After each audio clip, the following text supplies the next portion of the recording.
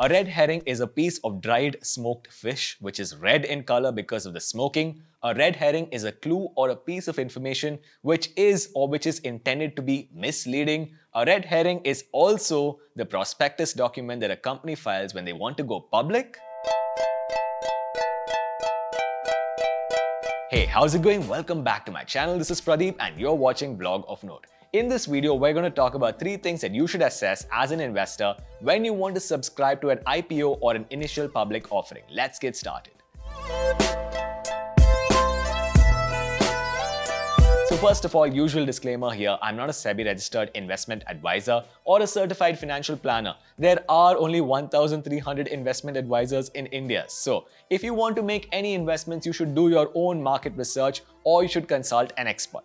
Now that we've got that out of the way, let's talk about IPOs, specifically Warren Buffett on IPOs. So Warren Buffett, the Oracle of Omaha, says that the idea that the best place in the world to put your money in is something like an IPO where the commissions are high, where the selling incentives are there, and where animal spirits are rising just doesn't make any sense. So Mr. Buffett, not a fan of IPOs. And with good reason, right? IPO process even in India is kind of meh. The IPO process, first of all, involves way too many people. You have insurance underwriters, you have investment banks, you have SEBI or the Securities Exchange Board of India, you have ROC or the Registrar of Companies, and you have the stock exchanges in the form of the BSE or the Bombay Stock Exchange and the NSE or the National Stock Exchange. So many parties, each one taking time and money. Speaking of money, 2.5% to 5% is the insurance underwriting fee alone. So for example, if an issue is 1,000 crores, a crore is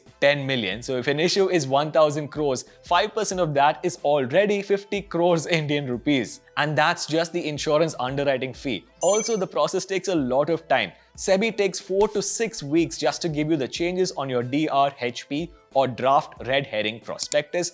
And indeed, an IPO process in India can take 6 to 9 months. Even despite all this, last year we raised 1.2 lakh crore Indian rupees. A lakh is 100,000. So clearly that was a record and there is demand for IPO. So I thought we'd do this video about 3 things that you should assess as an investor before you subscribe to an IPO. And the example I thought we'd use is Sula Vineyards. If you want to know what I think of this IPO, you should stick around till the end of this video. Now let's dive in.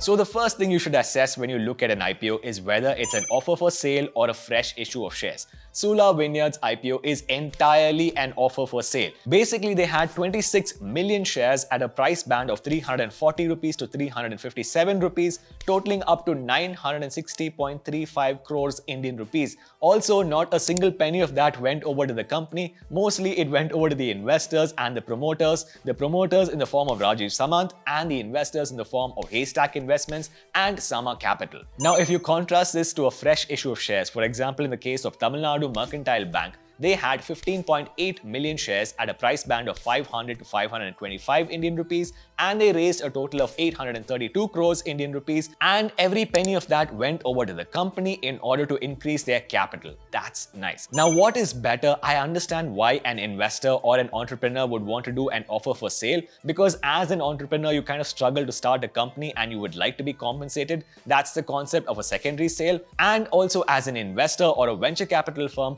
only 1 out of 10 of your companies actually succeed. So you need to be compensated for the risk and therefore you need to have an offer for sale. However, if you take a look at fresh issue of shares, that's actually better because debt is expensive, especially in a high interest rate environment, and rather the company could use their equity to pay down some of their debt and to facilitate their capital expansion. If I was evaluating an IPO, I would look at a 70% fresh issue and a 30% offer for sale.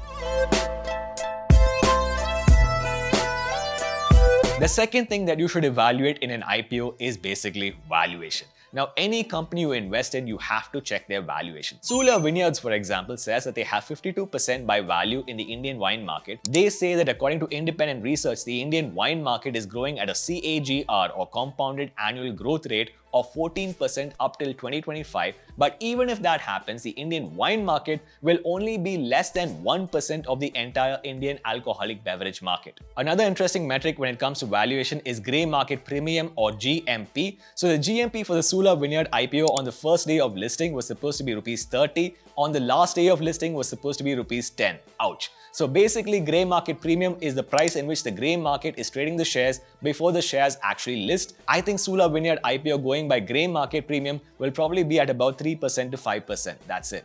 If you take Sula's EPS, that's at 6.75 rupees, and if you take the upper band of the price range that they're asking for, that's 357 rupees, you have their PE multiple at 52.5. If you compare that to Radico Khaitan, another liquor company in India, they have a PE multiple of 55, United Spirits has 80, and United Breweries has 127. Is Sula's valuation justified? Well, hold that thought.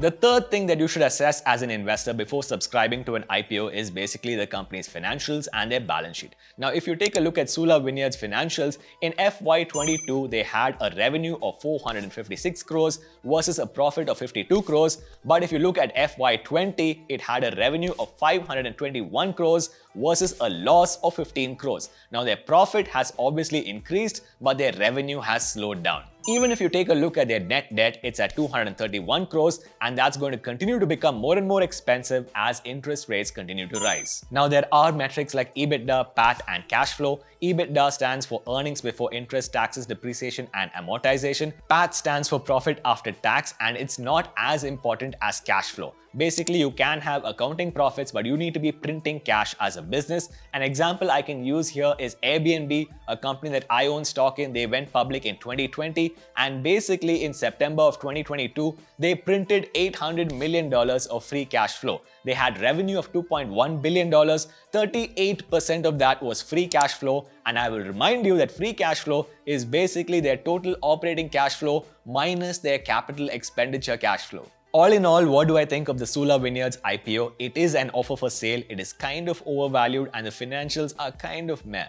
Well, I'll divide my answer into two parts. Did I participate in the IPO? No. Will I invest in this company in the future? Probably yes. Thank you so much for watching this video. If you have any questions, please do drop them in the comment section down below. As always, please go over to YouTube, subscribe to the Blog of Note channel, ring that notification bell so that you never miss a video, and I will see you guys in the next episode.